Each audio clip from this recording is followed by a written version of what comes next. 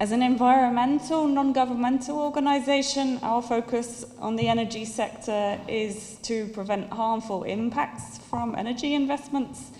And so we are looking both at those investments which we want to see speeding up, particularly solar, wind, heat pumps, and so on, and those investments which are part of the old energy system, which we believe need to be left behind, including oil, gas, and coal. And so what we see in the region in the last 15 years, there was extremely slow progress. There was way too much concentrating on hydropower because it was basically what everybody knew, what the local companies could get more involved in easily.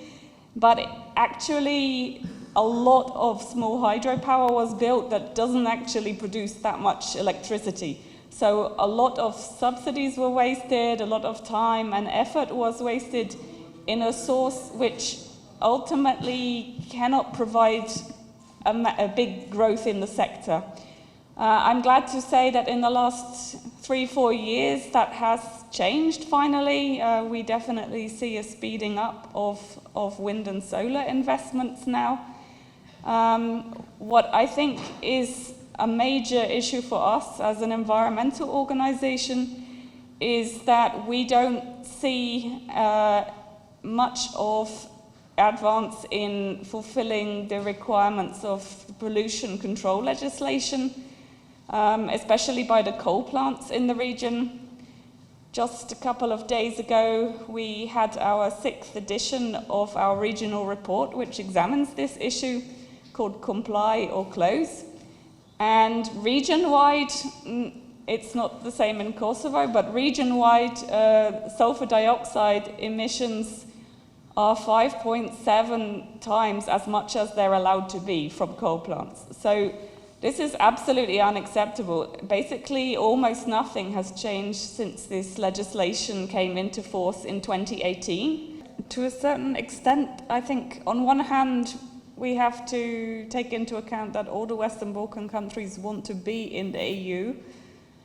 So, on one hand, I understand that it's very difficult to make these adjustments. The EU, every legislation that comes out of the EU is a compromise between 27 countries, and so it always ends up very complicated, and especially for small countries like most of the Western Balkan ones, it can be very complex and very difficult to implement.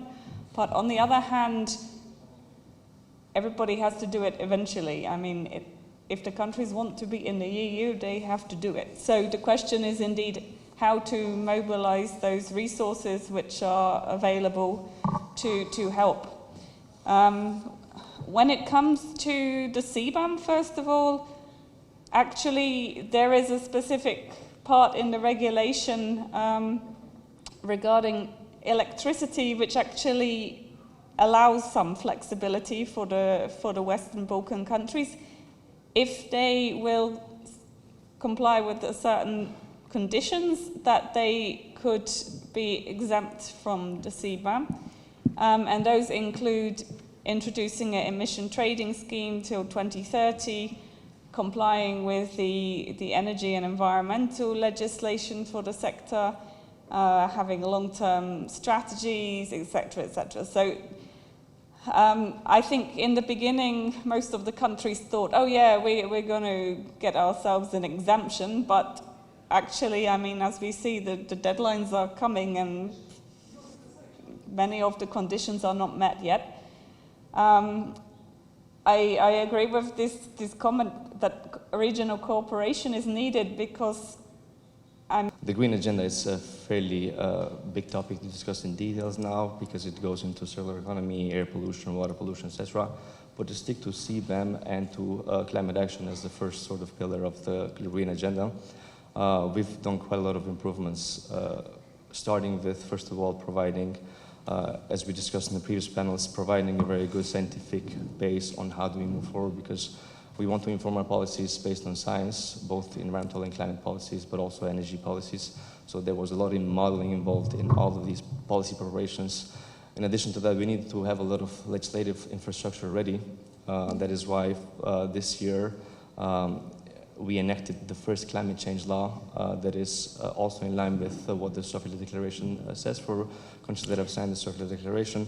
The law on climate change provides a very good basis for implementation of a lot of policies related to the pillar of climate action, both on mitigation and adaptation. Specifically for mitigation, the topic related to CBAM, we've drafted the National Energy and Climate Plan, went forward with publishing of the voluntary NDC, which is not an obligation we have because we're not part of the UNFCCC. Nonetheless, we went forward to draft quite comprehensive NDC. In addition to that, we are now starting works on thinking a bit further ahead in terms of the long-term decarbonization strategy, which is proving very challenging, especially for the energy sector. And this is not a unique case to us, it's a unique case for the entire continent. Now, do we actually reach carbon neutrality? That being said, we're not in the same situation as the entire continent. We are a country that is first of all, even in relation to the other countries in the region, slightly left behind when it comes to access to different mechanisms that could have helped us to achieve more progress in the implementation of the Green Agenda, especially for the pillar of the climate action, which is in relation to our exclusion from multilateral climate finance and our dependency only on having to work on the goodwill of our partners on bilateral partnerships. As we mentioned this week, we have the climate and energy partnership with Germany. That being said, in spite of this exclusion, Kosovo has made quite a lot of progress in the implementation of the Green Agenda, and I would say in some areas more than others, potentially a little bit better than the region. And I could go into the details because it has a lot, the Green Agenda has a lot. I could talk about circular economy for another 2 hours here, but only the climate action pillar is one that I provided a short background. So as we explained yesterday, 2 days ago and yesterday, when it comes to really bringing forward the new agenda on the climate adaptation, climate change is not bound to only raising sea levels. In fact, it is bound to many other climate threats, and we've mentioned before in the previous panels, even the Minister Ali presented the new climate change agenda. Currently, we are assessing climate threats specifically for Kosovo. For example, through USAID, we're doing the climate vulnerability assessment, which will really tell us specifically what sectors we're facing challenges through wildfires. We finished the flood risk maps, which tell us in details how we are going to be having more intensive and more frequent floods as a result of climate variables changing. We also will be experiencing a lot of droughts, and droughts and floods correspond positively with one another. Climate effects translate into so many other sectors, but if we're talking strictly about climate risks in terms of climate variables, I would say droughts, wildfires, floods, of course, these anomalies of climate variables then translate to different damages in different sectors, and it has a cascade effect all over. Yes, Green Agenda represents a kind of reflection of the EU policy, which is embodied in the Green Deal on the Balkan region.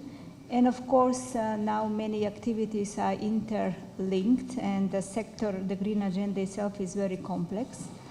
Many institutions are involved, and then also cooperation and coordination among themselves are very, very important. We can see that countries are taking some steps forward. However, I believe that more is possible to be done, especially in what it means cooperation with the private sector, but also establishing a system, an administrative structuring system, who will take responsibility of implementation of the Green Agenda, which in essence is multi-sectoral dimension. So it's really rich different aspects of our living. I cannot say how successful it is. I cannot say it is half done or give it a percentage, but I can say that what we can see is that they are moving forward. They are implementing some activities, like, for example, the climate law that the government is now preparing. Also, I would like to mention another fact that maybe now the green transition is more in the focus. However, I believe that we should not neglect other sectors like the wastewater treatment plants, waste management, which are also important for the country to implement the green agenda, because that is one of the core pillars of the green agenda, depolluting.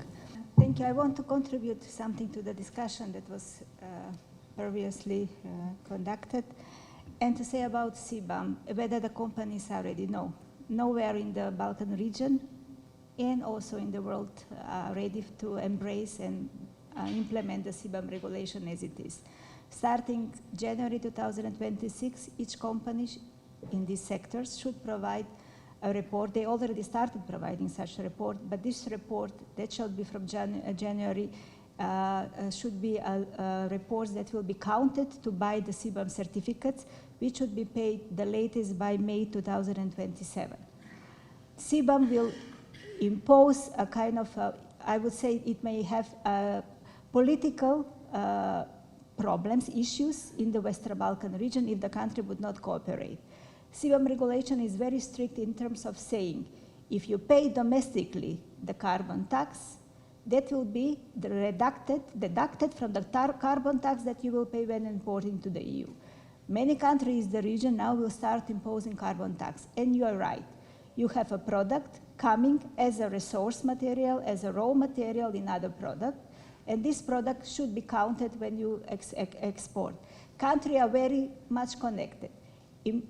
Imagine what will happen if North Macedonia will introduce a carbon tax on something which is raw material here in Kosovo. And then you have to export in Brussels, in EU. Should you pay twice? So immediately the communication between the governments should start. Because we are so much connected in the region, so we should start cooperate and see what will happen with the carbon tax that many countries now in the region will start to implement domestically, just to have a revenue at home to support the companies to decarbonize. The CBAM regulation also is very strict. It says we can acknowledge carbon price tax paid at home only if it's spent for decarbonization purposes, not to go to the budget and use whatever purposes the government wants, but it should be spent only for decarbonization and support the government and on the accurate emission.